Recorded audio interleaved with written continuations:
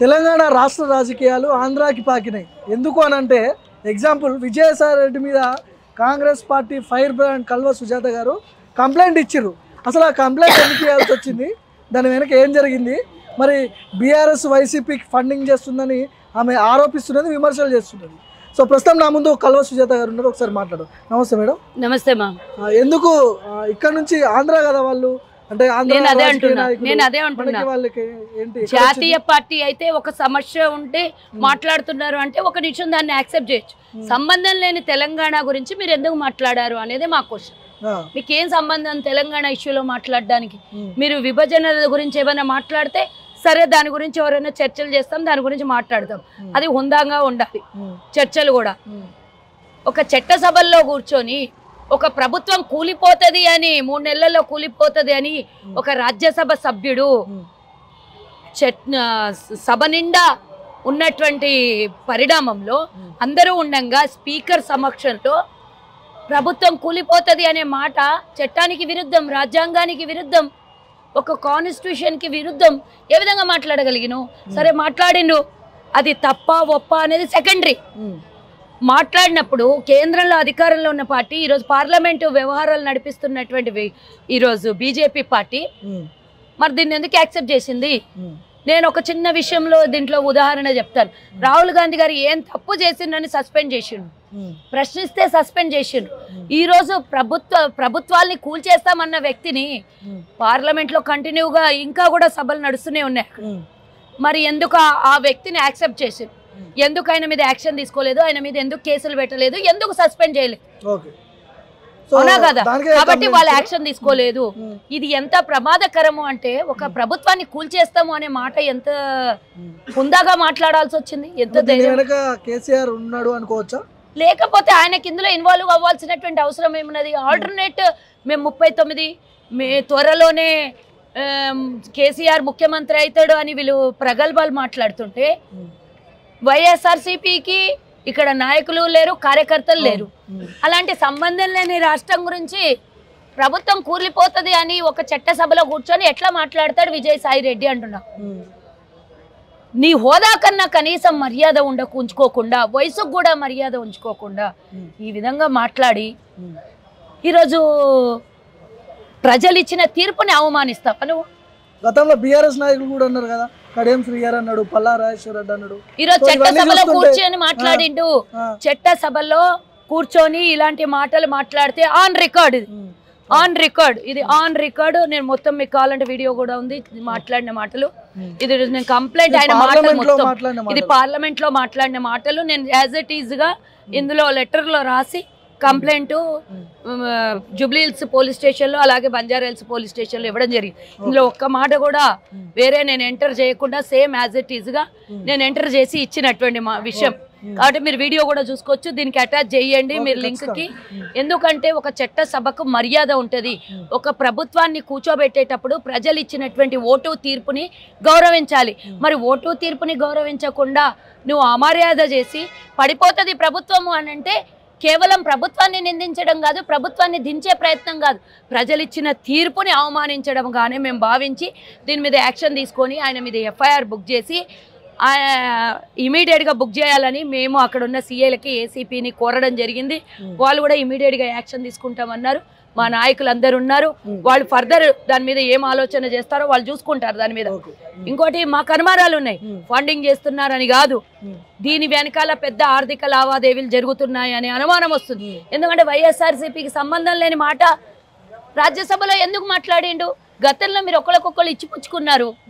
తెలంగాణ ఎన్నికల్లో వాళ్ళు, ఇప్పుడు ఆంధ్ర జరగబోయే తెలంగాణ ఎన్నికల్లో మొన్న వీళ్ళు, గతంలో జరిగిన ఆంధ్ర ఎన్నికల్లో వైఎస్ఆర్సీపీకి కేసీఆర్ ఫండింగ్ చేయడం ఇవన్నీ మనం చూసినాం.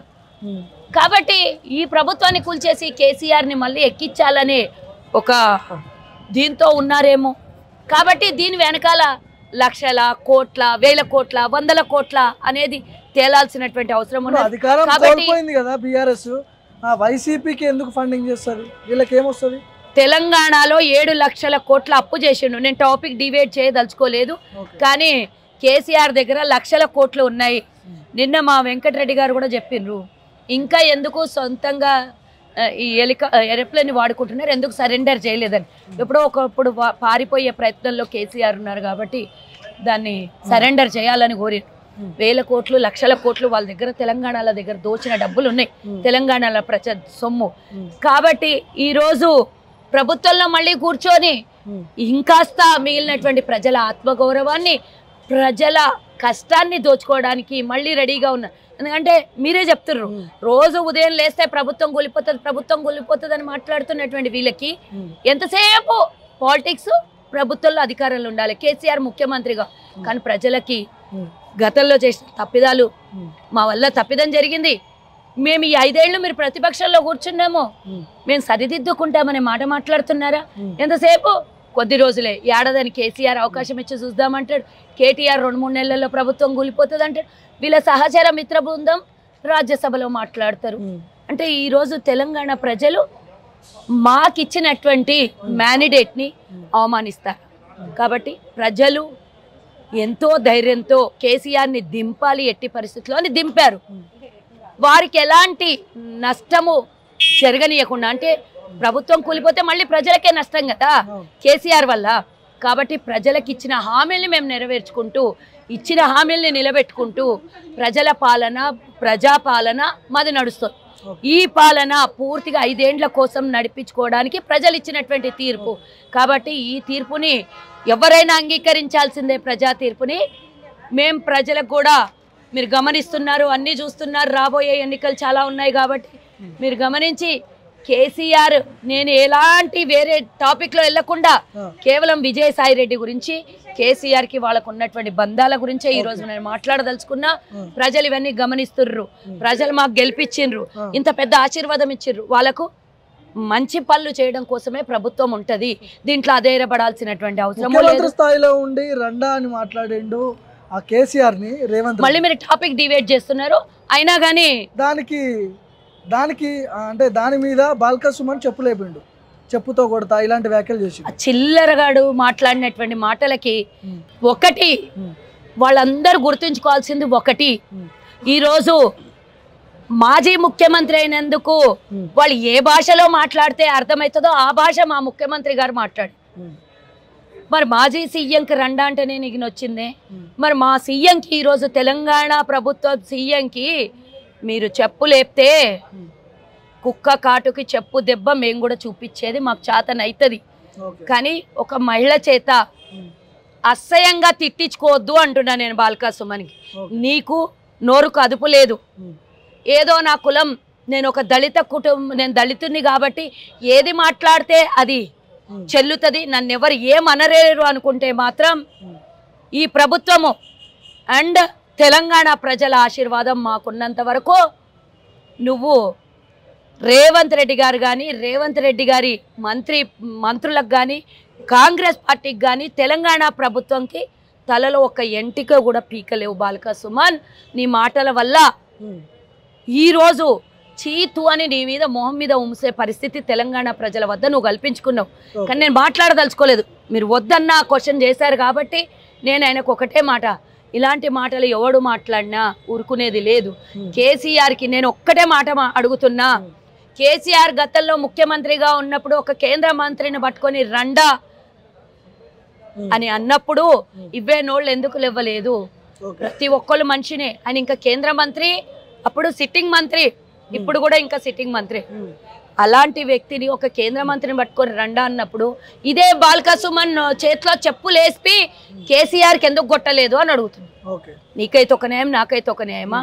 నువ్వు మరి ఉద్యమం చేసినావు అంటావు కదా, ఉద్యమం చేసినప్పుడు ఓయూలో నీ కథ ఏందో అందరు తెలియదా?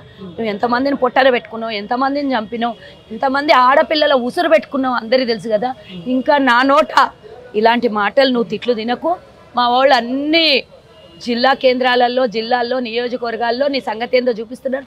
కానీ నేను అనుకోవడం ఏంటంటే ఈ చిల్లరగాని గురించి మాట్లాడి నోరు ఖరాబ్ చేసుకోవడం కాదు.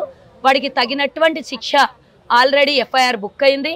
వాడికి తగినటువంటి శిక్ష ప్రభుత్వము, అధికారులు చేస్తారనే నేను చెప్తున్నా. ఇలాంటి చిల్లర మల్లర మాటలు మరోసారి ఎవరు మాట్లాడకుండా అట్లాంటి దుర్మార్గులు శిక్షించాలని కూడా నేను అధికారుల్ని కోరుతున్నా. ప్రభుత్వం ఉందాగా సజావుగా నడుస్తోంది. నడుస్తున్న ప్రభుత్వాన్ని డిస్టర్బ్ చేస్తే ఎవ్వరని కూడా వెనక ముందు చూసేది లేదు. ఎవరు తప్పు చేసినా శిక్షకు అర్హులే. విజయసాయి రెడ్డితో పాటు కేసీఆర్ కూడా ఆ శిక్షకు అర్హుడే, బాల్కా సుమన్ కూడా శిక్షకు అర్హుడే. ఎవరైనా చట్టానికి కానీ ప్రభుత్వానికి విరుద్ధంగా వ్యతిరేకంగా పోతే ఎవరికైనా తప్పదు అని నేను చెప్తున్నా. ఈరోజు హెచ్చరిస్తున్నా, ప్రజలు అధైర్యపడొద్దు. కాంగ్రెస్కి మీరు ధైర్యమైనటువంటి మెజార్టీ ఇచ్చిండ్రు. ఈరోజు మీకోసం మేము పరిపాలన చేస్తాం. ఇలాంటి వాళ్ళు ఎవరు వచ్చినా మేము ఎదుర్కోవడానికి చేస్తున్నాడు కేసీఆర్ వైసీపీ కన్నానికి. మాకు అనుమానాలు లేవు కాబట్టి ఆధారాలు ఏమైనా ఉన్నాయా? అరే మేము కంప్లైంట్ ఇస్తే వాళ్ళేది ఇస్తారు. ఆధారాలు ఉంటే నేను ముందు పెడుతుంటే కదా. మరి ఎందుకు విజయసాయి రెడ్డి ఇందులో కల్పించుకొని మాట్లాడాల్సి వచ్చింది? ఏ లాభము, ఏ సొంత లాభము వాళ్ళకు జగన్మోహన్ రెడ్డికి ఆయనకు లాభం లేదే. ఎందుకు తెలంగాణలో ఏలు పెట్టిండ్రు? ఎందుకు ఒక చట్టసభలో మాట్లాడిండ్రు? వాళ్ళకి తెలియదా ఇది తప్పు అని? తెలుసు కదా. తెలిసినా కూడా మాట్లాడిండ్రు అంటే స్వలాభం లేకుండా మాట్లాడరు కదా. తెలివి లేనోడా? కనీసం వయసు ఏమన్నా చిన్న పిల్లగాడు 28 ఏళ్లకో 25 ఏళ్లకో పోయి రాజ్యసభలో కూర్చోలేదు కదా. మరి అనుభవం ఉన్నోనివి ఇట్లా మాట్లాడినామంటే నీ వెనకాల అంత ఈజీగా వదిలే వ్యవహారం కాదు ఇది. దీని వెనకాల పెద్ద కుట్ర ఉంది. దీని వెనకాల మాఫియా చేస్తున్నారు బీజేపీ, బీఆర్ఎస్, వైఎస్ఆర్సీపీ కలిపి అనేది నా అనుమానము. కాబట్టి దీని మీద విచారణ జరపాలి. తెలంగాణ పోలీసు పార్లమెంటుకు కూడా ఆదేశాలు ఇవ్వాలి. ఈ కేసు విచారణ జరపమని, ఆయనకి ఇమీడియట్గా సస్పెండ్ చేయాలి, ఇమీడియట్గా అరెస్ట్ చేయాలి. ఈ రెండిటితో పాటు బేషరతుగా తెలంగాణ ప్రజలకి ముక్కు నేలకు రాసి విజయసాయి రెడ్డి క్షమాపణ కోరాలి. వాళ్ళు ఇచ్చినటువంటి మ్యాండేట్ని అవమానపరిచి ప్రభుత్వం కూలిపోతుంది అన్నందుకు నువ్వు ఫస్ట్ తెలంగాణ, నీకు శిక్ష ఎలాగో పడుతుంది మాట్లాడినందుకు, కానీ నువ్వు మాట్లాడే మాటకు తెలంగాణ ప్రజలకు క్షమాపణ అడగాలి నువ్వు అని నేను చెప్తాను. Thank you so much madam. So ఇది తెలంగాణ రాష్ట్ర రాజకీయాలు. లోక్సభ ఎన్నికల వేళ రాజకీయాలన్నీ కూడా వేడెక్కిపోతున్నాయి.